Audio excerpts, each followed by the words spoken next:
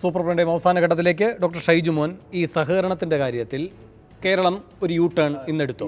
ഈ സഹകരണ മേഖലയെ പറ്റി ചർച്ച ചെയ്യുമ്പോൾ നമ്മൾ മനസ്സിലാക്കേണ്ട ഒരു കാര്യം, സഹകരണ മേഖലയും ബാങ്കിങ്ങും തമ്മിൽ ഇക്വേറ്റ് ചെയ്ത് സംസാരിക്കുന്നു എന്നുള്ളൊരു പ്രശ്നമുണ്ട്.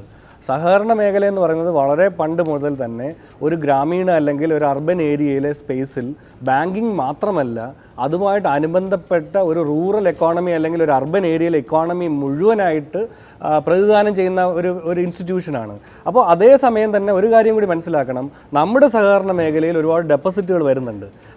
നമ്മൾ മൊത്തത്തോടുള്ള സ്റ്റാറ്റിസ്റ്റിക്സ് എടുത്താൽ 2% മാത്രമുള്ള നമ്മുടെ മൊത്തം നമ്പർ ഓഫ് ഇൻസ്റ്റിറ്റ്യൂഷൻസ് കേരളത്തിൽ, ഏകദേശം ഇന്ത്യയിലെ മുഴുവൻ സഹകരണ മേഖലയിലെ ഡെപ്പോസിറ്റ്സിൻ്റെ 53% കേരളത്തിലാണുള്ളത്. പക്ഷേ ഇതിനർത്ഥം നമ്മൾ സംസാരിക്കുമ്പോൾ സഹകരണ മേഖലയിൽ വരുന്ന ഡെപ്പോസിറ്റ്സ് മുഴുവൻ കള്ളപ്പണമാണെന്നുള്ള രീതിയിലല്ല.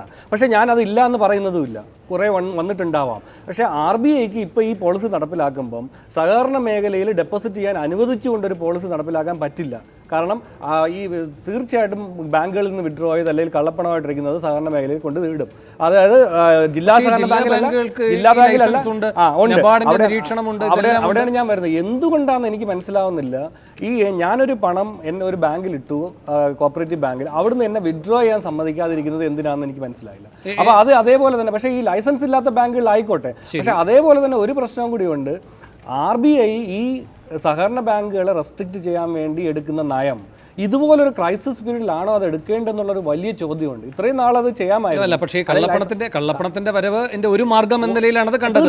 മാത്രമല്ല കേരളത്തോട് മാത്രമല്ല, അതിന് ഈ വരുന്നതിന് എന്തെല്ലാം സോഫ്റ്റ്വെയർ ഇംപ്ലിമെന്റ് ചെയ്തു. ഡോക്ടർ ഷൈജുമോൻ ഇതെല്ലാം മുൻകൂട്ടി ഉണ്ടായിരുന്നു, നമ്മളത് അനുവർത്തിക്കാതിരിക്കുകയായിരുന്നു എന്നാണ്. തീർച്ചയായിട്ടും ഇപ്പം നമ്മളത് ചെയ്തിരിക്കുകയാണ് എന്ന് വെച്ചാൽ നമ്മുടെ ഭാഗത്തെ വീഴ്ചയായിരുന്നു.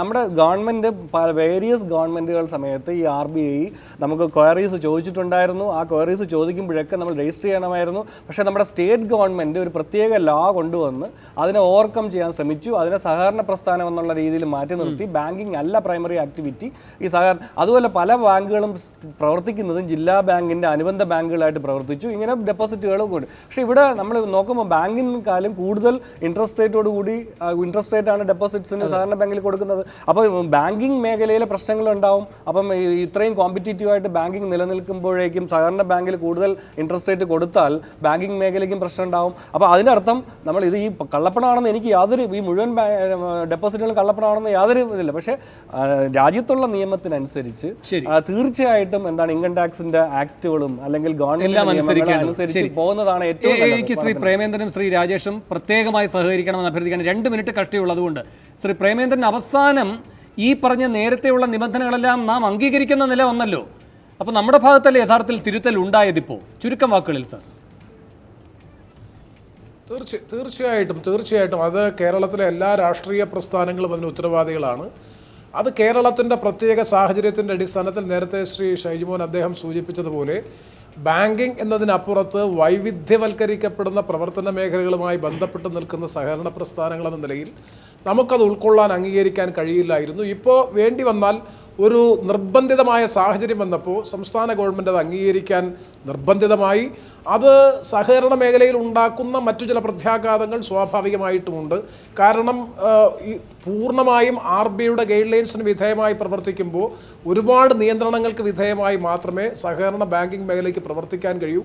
അതിൻ്റെതായ ദോഷങ്ങൾ തീർച്ചയായും സഹകരണ മേഖലയിൽ വരും ദിവസങ്ങളിൽ പ്രതിഫലിക്കുമെന്ന കാര്യത്തിൽ സംശയം. ശരി, അവസാനമായി രാജേഷ്, ഇതൊരു അതിജീവനത്തിൻ്റെ ഘട്ടം വന്നപ്പോൾ കേന്ദ്ര അധികാരത്തോട് മുഖം തിരിഞ്ഞു നിന്ന് പ്രവർത്തിക്കാൻ കഴിയാത്ത സ്ഥിതി വരുമ്പോഴുള്ള ഒരു സമീപനമാണ് കേരളം സ്വീകരിച്ചിരിക്കുന്നത് ആത്യന്തികമായി. പക്ഷേ മറ്റ് സംസ്ഥാനങ്ങളിലെല്ലാം ഈ സമീപനം ഇതുവരെ കണ്ടു തുടങ്ങിയിട്ടില്ല. നിയമക്കുരുക്കുകളിലേക്കാണ് അത് പോയിരിക്കുന്നതും. പിന്നെ ഒരു കാര്യം കൂടി, ഈ പറയുന്ന അംഗീകൃത ബാങ്കുകളിൽ പോലും പലയിടങ്ങളിലും KYC നിർബന്ധമല്ല എന്ന ചില സന്ദേശങ്ങൾ വരുന്നുണ്ട് ഈ രംഗത്ത് പ്രവർത്തിക്കുന്ന ആളുകൾ. ജൻധനിലടക്കം KYC നിർബന്ധമല്ല എന്നും. ശ്രീ രാജേഷ്, ചുരുക്കം വാക്കുകളിൽ. വേണു, BJP ഭരിക്കുന്ന സംസ്ഥാനങ്ങളിലായാലും ഇക്കാര്യങ്ങളിൽ കൃത്യമായ നിയമം പിന്തുടർന്നേ സാധിക്കുകയുള്ളൂ എന്നുള്ള കൺക്ലൂഷനിലായിരിക്കും എത്താൻ പോകുന്നതെന്നുള്ള കാര്യത്തിൽ എനിക്ക് നല്ല ആത്മവിശ്വാസമുണ്ട്. ഇവിടെ ഈ ശ്രീ MP പറഞ്ഞല്ലോ സഹകരണ ബാങ്കുകളുടെ വിശ്വാസം നഷ്ടപ്പെടുത്തിയെന്ന്. ഞാൻ ആ പോയിന്റ്, താങ്കൾ മന്ത്രി ആയിരുന്നുകൊണ്ട് മന്ത്രി നിയമസഭയിൽ പറയുന്ന കാര്യത്തിന്റെ പ്രാധാന്യം താങ്കൾക്കറിയാമല്ലോ. നവംബർ 8-ാം തീയതി AC മൊയ്തീൻ പറഞ്ഞത് ജില്ലാ സഹകരണ ബാങ്കുകളുടെ പ്രവർത്തനം സംബന്ധിച്ച് നിരവധി പരാതികൾ ലഭിച്ചിട്ടുണ്ട്. പേജ് നമ്പർ 3 നിയമസഭയിൽ പറഞ്ഞതാണ്.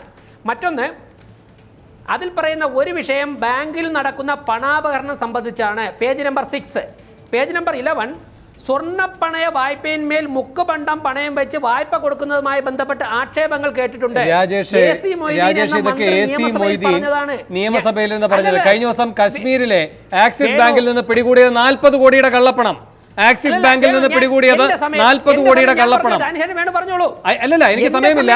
നിങ്ങളുടെ തന്നെ ആദായ നികുതി വകുപ്പ് നടത്തിയ റെയ്ഡിൽ കണ്ടെത്തിയത് 40 കോടി ആക്സിസ് ബാങ്കിൽ നിന്ന്. കേരളത്തിലെ ഒരു സഹകരണ സ്ഥാപനത്തിൽ നിന്നും അങ്ങനെ ഉണ്ടായില്ല. എന്നോട് ക്ഷമിക്കണം രാജേഷ്, എനിക്ക് സമയമില്ല. വളരെയധികം നന്ദി. ചർച്ചയിൽ പങ്കെടുത്ത എല്ലാവർക്കും. സൂപ്പർ പ്രൈം ടൈം അവസാനിക്കുന്നു.